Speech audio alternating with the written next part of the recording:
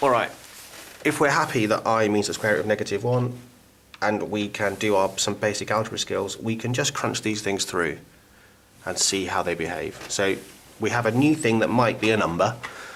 Something we try is, does it add sensibly, does it subtract sensibly, does it multiply sensibly, does it divide sensibly?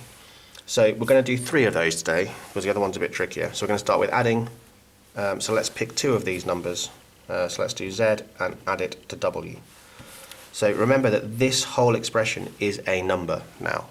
We're just accepting that these exist for now, and we'll see what they come off, and so is this. So that means that z plus w is 3 plus 2i plus 1 take I. And just collect terms. 3 and 1 is 4, 2i take I is I. And that's it. That's a perfectly fine, that's as fine a number as this was. So if you're happy with that, you're happy with this. No disasters. Subtraction is the same. Let's do w take q.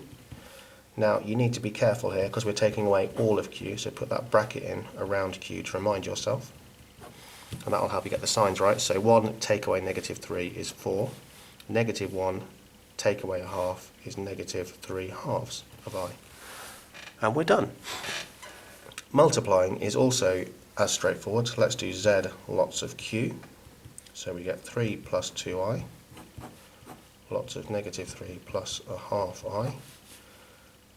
Expand the bracket just like you would have done at GCSE. So 3 times -3 is -9.